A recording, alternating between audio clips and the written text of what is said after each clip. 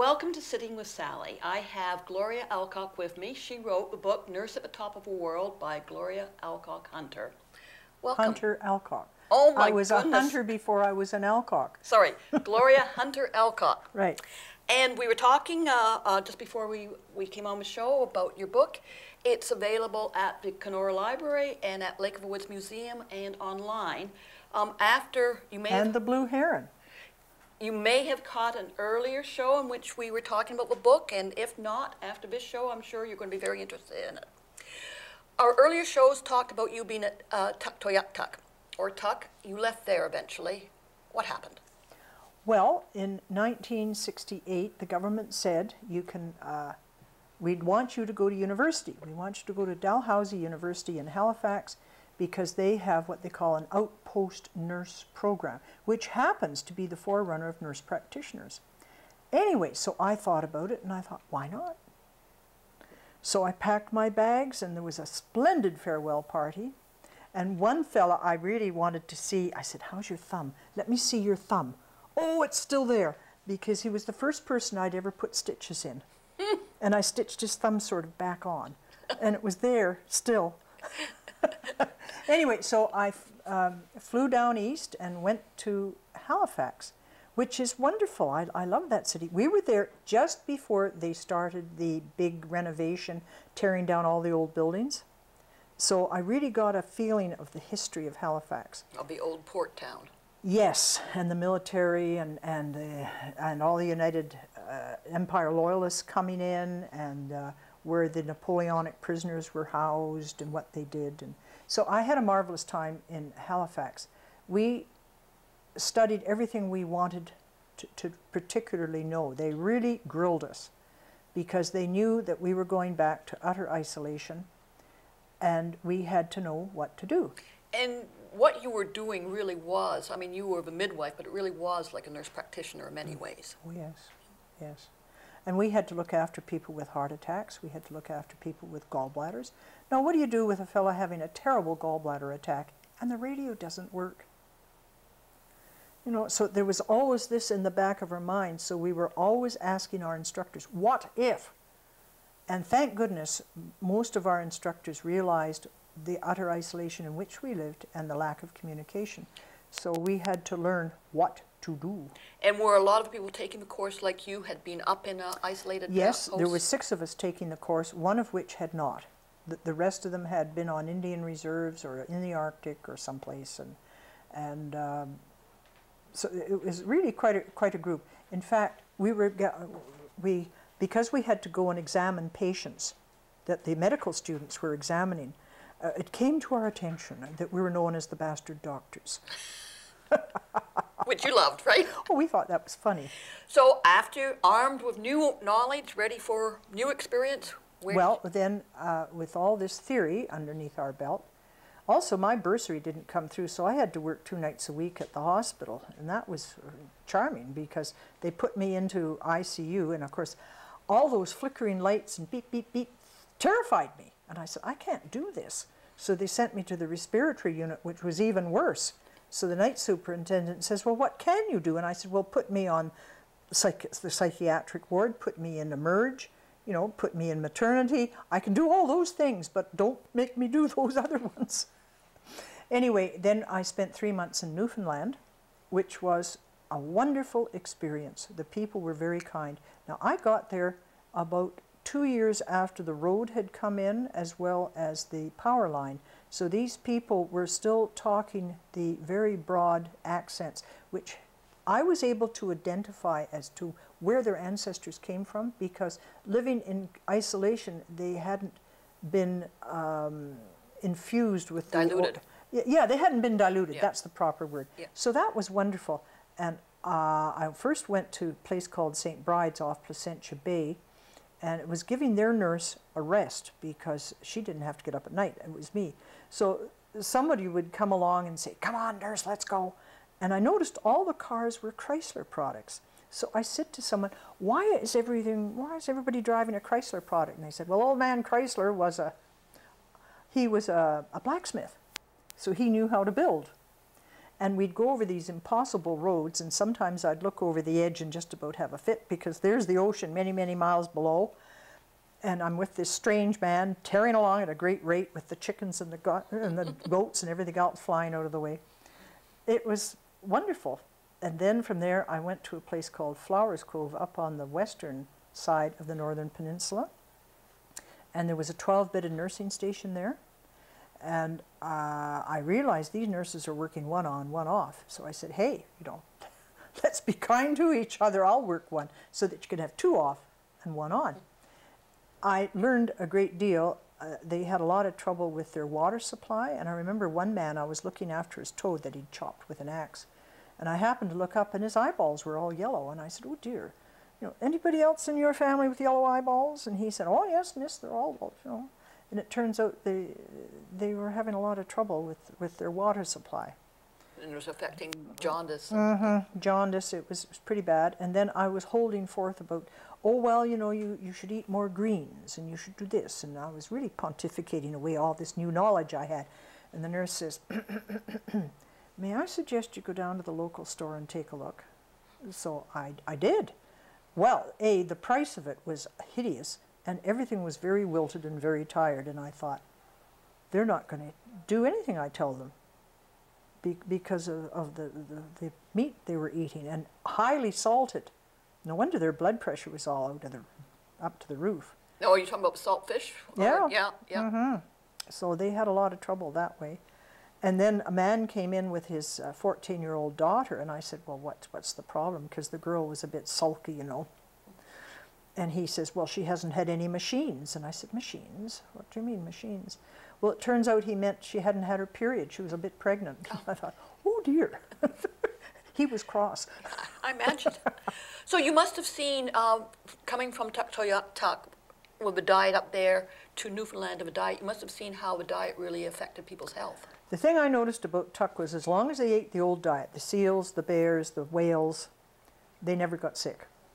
But the people, as soon as they went on to, I'm sorry to say, the Hudson's Bay diet, our diet, they became sick, the same way we are sick. So the moral of the story is eat properly. Eat properly. Yes. Then from Flowers Cove, I went up to a place called Roddickton, which is up on the east side of the Northern Peninsula. And they sent me to go and get the mail. So fine, I was walking along, and I had a sleeveless blouse on, and I had culottes, and I had flip-flops on my feet. And I was walking along, and I thought, what's going on? Because I really felt people were taking their children in, and even taking their dogs in so they wouldn't talk to me. Because I'm friendly, I like to say, hi, good morning, it's a lovely morning, it was. So I picked up the mail, and I came back, and I said, is there anything wrong with me? You know, and they said, well, look at you. Would you just look at you now? I said, well, what's wrong? They said, you've got bare arms, you're wearing a bra to stick your titties out, and you've got bare legs, and you're out there flaunting, and the men are going to get you. The women don't like you. And I thought, well, my hat. So there you are. I was being a brazen hussy. A brazen hussy. And so... And I presume that had not occurred in Tuk. No, people wore what they wanted to wear. Interesting. Well, these people had a very fundamentalist, funny kind of a religion, and they really figured that this is bad. And also, we weren't allowed to drink, you see, so I happened to have a bottle with me. And I said to the nurses, let's have a drink. And they said, okay. So we had a drink, and at the end, the empty bottle, I went to put it in the garbage pail. Oh, don't do that! And there we were out at 3 o'clock in the morning digging a hole in the garden to bury the bottle. Because if they found out their nurses had been drinking, we might as well leave town. It was also at Roddickton that the Mountie came rushing in, and he says, there's a man on the moon, there's a man on the moon. And I said, you gotta be kidding. And we all didn't believe it.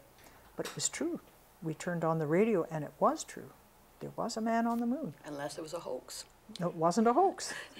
And with that, we're going to take a quick break, and we'll be right back. Welcome back to Sitting with Sallie. I have with me Gloria Alcock, and we're talking about her experiences moving, having left Tuk, moving into Newfoundland. Now, when you were in Tuk, you mentioned a Herman Nelson, and during a break, you mentioned a James Nelson. Oh, James Nelson, well, he was the pussycat at the nursing station at Brockton, up on the northern east part of Newfoundland. And it turns out his name really wasn't a James. It turned out he was a girl. A Jamie, maybe. It could be, something like that. And so we made contact with the big hospital at St. Anthony, the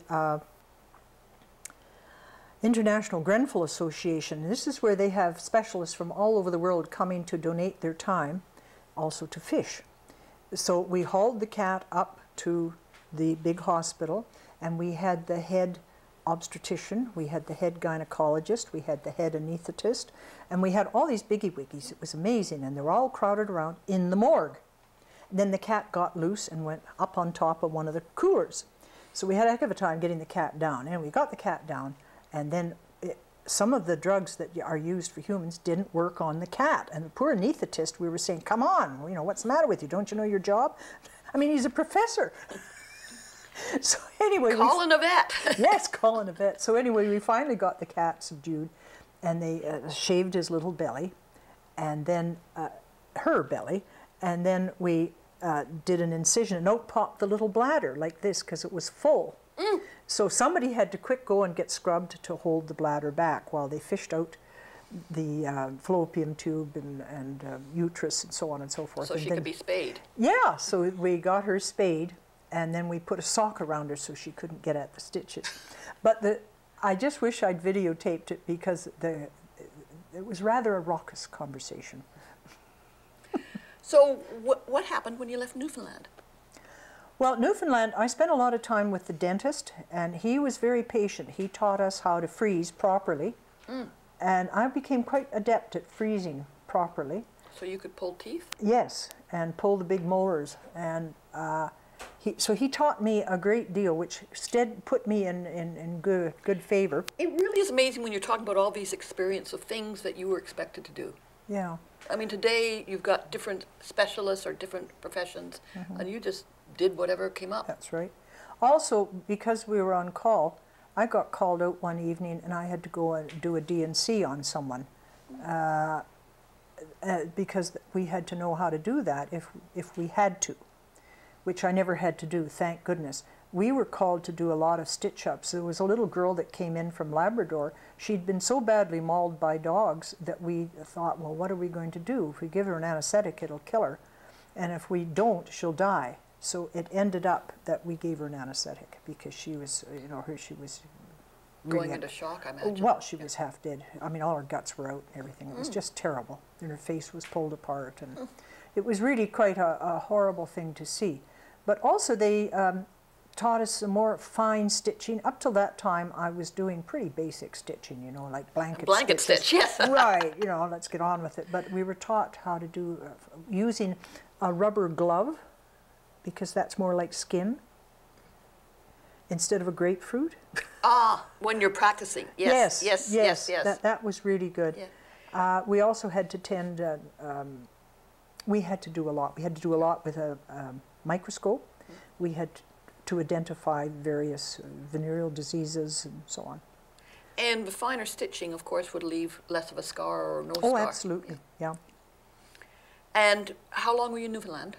We had 3 months, and then we went back, and a couple of them hadn't done their midwifery. The rest of us had. You had in England, right? Yes. So because I'd done my midwifery, I was free to go. And so they said, where do you want to go? And I thought, well, I've been as far west and as far north as I can go. I think I'll go as far north. And they said, you will? And I said, yes. So that's fine. I went to, I ran over to England, though, for a quick trip. That was fun. And it was good because I had done my first part midwifery at the Simpson Maternity Pavilion in Edinburgh. And I went to see the principal tutor. And when she said, where have you been? She got up on the chair, and there was her map of the world. And everywhere one of her students had gone, there was a flag. It was just a mess of flags all over the place. But there was nothing in the north. So she stuck a flag in Tuck, and I was going to Resolute Bay, so she stuck a flag there. She says, now that's more balanced. So Tuktoyaktuk is in the Western Arctic. Yes. Where's Resolute Bay? Right dead center. Okay, here's Winnipeg. Here's Cambridge Bay. And there's Resolute. Okay. On Cornwallis Island, which is north of Somerset Island, and it's just a tad south of the North Pole. It's 90 miles east of the North Magnetic Pole. Way north. North. And in Tuk, what language do They people speak? Inuktitut, which is the Western Arctic. And you learned a little bit of Inuktitut? Yes, I did. And thank goodness I could read some of it too, because they used our printing. Roman, I think we call it, right. And then when I went to Resolute, I lived in the Eskimo village, which was 5 or 6 miles away from the base, total isolation, and I thought, oh, I want to learn the language. Well, and a school teacher who was married to an Eskimo, she said, no, you're not going to learn anything, because there's 2 dialects, which I heard, and I said, I want to learn the Slora dialect. She says, no, don't. There's a blood feud going on. And apparently years and years and years ago, 2 men had gone out hunting, one from Port Harrison and one from Pond Inlet, because the government wanted people there for defense purposes in Resolute. So they took people from each place, north and south. And only one man came back. I don't know who did what to whom, but only one came back. A Cain and Abel story. So I then, I had to use an interpreter all the time because most of the adults couldn't speak English. And the children, they could speak a bit of English. So that was difficult. Doing that kind of work through interpretation can be difficult. When I first arrived, a little boy, he phoned up and he says, hey, you pull teeth? And I said, yes, I do. And next thing, along comes the oldest woman in the community, and I knew, I got to do this right, because if I don't, I might as well pack up and go home. And thank goodness her great big tooth came out very, very easily. And then I was swamped for 2 weeks pulling teeth.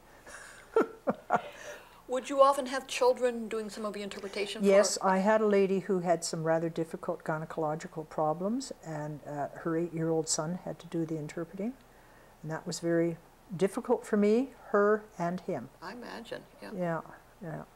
Because they, how do you learn how to speak in very, very basic terms. It's not have you micturated, it is you pee. Okay, so my whole vocabulary got. Makes sense. Yes. So how else was Resolute Bay different from your experience at Tuk? Well, because I was lonely, and if I went to the bar every week, the word went around that the nurse was a lush. If I went every 3 weeks, well, then it went around that the nurse was stuck up, and I had no transportation, so I had to hope that someone would provide me with vehicle to get there, which was good. So I ended up going every 2 weeks, whether I wanted to or not. Now, I was the only single woman there, and you have to be very careful how, I mean, a lot of people say, oh, 200 men and the only single woman, wow, aren't you lucky? No, I'm not lucky. It was very difficult because a lot of the men, I had learned in Tuk, either you get a boyfriend who'll push everybody's face in, or you're going to be sister to them all. So I was sister to them all, and some of the stories I have heard are heartrending. Really, you know, they earn a great deal of money, but it's not good. So you hear a lot of Dear John stories. Yeah. I was going to say, everybody who's up there is in an isolated situation, and that's right. The reasons why they came up, I'm sure, differ. And yeah, but in Resolute, I had the only rocking chair in town, which is really good. And once a week, they'd bring the men down who needed, whether they needed it or not, but they thought, oh, I'm sick, I need the nurse. Now, the man who was in charge of the health there was perfectly competent. He was an excellent first aid fella, and I trusted him with everything. He'd been trained in the Army, who really trained their medics. But anyway, they still came down to see the nurse because I might know more. And they need a bit of a sit in the rocking chair. They want to sit in the rocking chair, that's right. And we'll be right back with a few more stories from Gloria. Welcome back to Sitting with Sallie. I have with me Gloria Alcock, who wrote the book Nurse at the Top of the World, and we're going through war stories. So have you ever built an igloo? I haven't built one, but I slept in one. What's it like? It's it's a wonderful experience because they've got Crystal City, the fastest growing city in the world, and it's the military, and they have to learn survival techniques. And the first thing they learn is to do a slit trench to get out of the wind. And then they learn how to build igloos. And it was a wonderful thing walking down this hill. There were 2 or 3 igloos, and they had a light inside, so it was glowing blue. Oh, it was a magnificent. I was with 3 other ladies, Mary Jackassy, who was my housekeeper at the nursing station, and a school teacher. So the military people had left us rations in there, and I don't know where they got it, but there was a big hide of some sort that we could sleep on in the sleeping platform. So we got ourselves all ready for bed, which means you take your shoes off. We didn't have shoes. It was mucklucks. Come on. And keep everything else and pile more clothes on. Yeah, and we had 5-star sleeping bags. And you see, you can't have heat in there because if you do, it starts to melt and it'll ice over the breathing of the joins, and then you'll smother.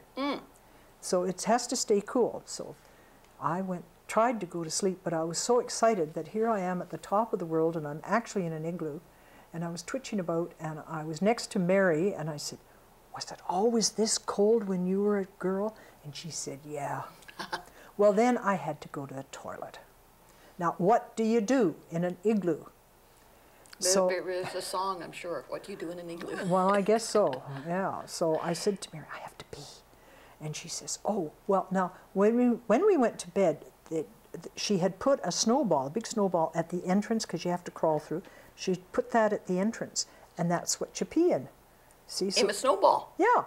So, and then it freezes, you know, and then in the morning you just belt it out. Now, I don't know what happens if you have to do number 2. I suppose you have to go outside and make it fast. But so I have this vision as you're walking towards the igloos, there's 1 or 2 of these blue glows, and above the stars. Yes. And I imagine the stars were amazing.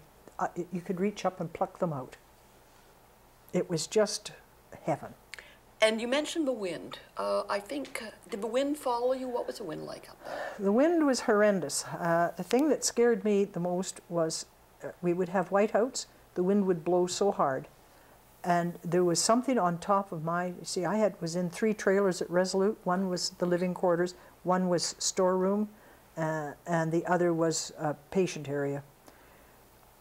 And there was something over top of my bed, and the men looked at it 2 or 3 times. They couldn't find it, but there was something loose that would crack.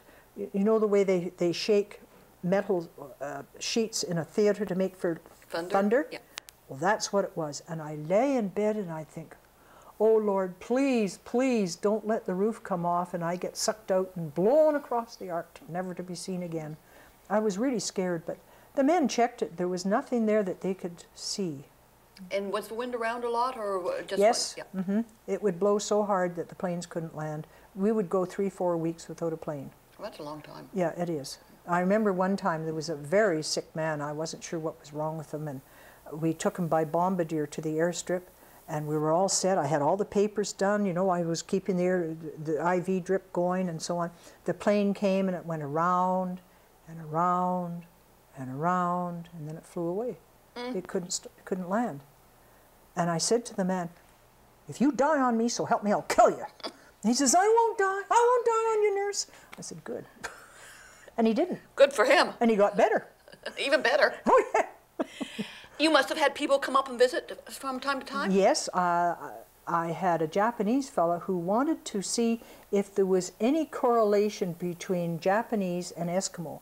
So he went out on the tundra and went out on the ice with the men to go polar bear hunting, but he also came with their songs and nursery tales to see if there was anything similar.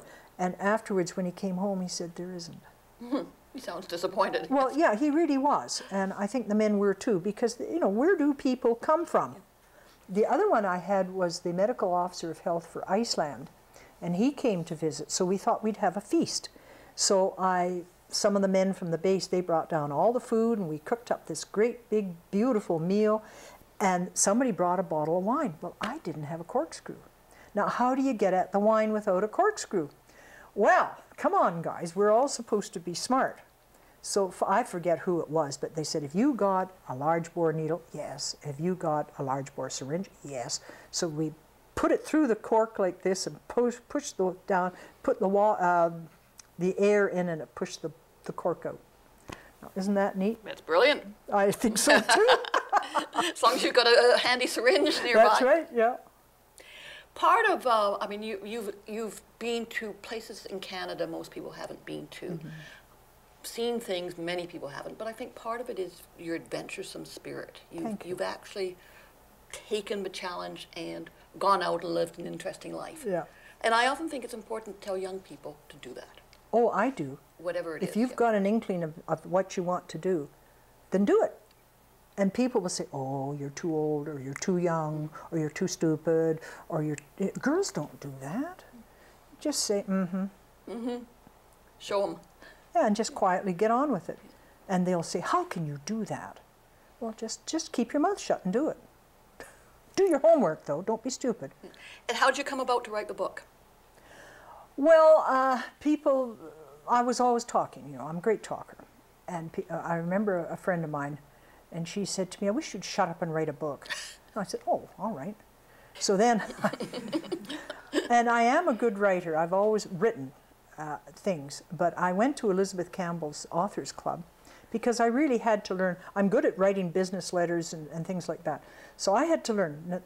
The man came to the door. Well, was he black, white, yellow, or red? Was he dressed or undressed? Did he have a beard or no beard? To get into more of the detail, yeah. And so I had to learn, because I have the picture. I know exactly who I'm talking about. You don't. So I had to learn to write in such a way that it would, you'd form a picture would be totally different from mine, but still you've got a picture. And I think it's quite amazing when you're telling the stories. It's you can very vividly picture them. You can see them in them. You can see the surroundings, and you must have a very good memory for detail. Pretty good. Yeah. Yeah. Is there anything that you wished you had done but you haven't?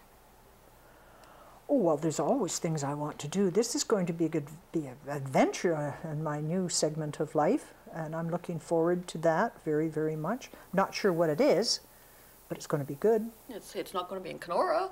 No, I've done everything there is to do in Kenora. Well, there you go. How many times can you go on the MS Kenora? Yeah.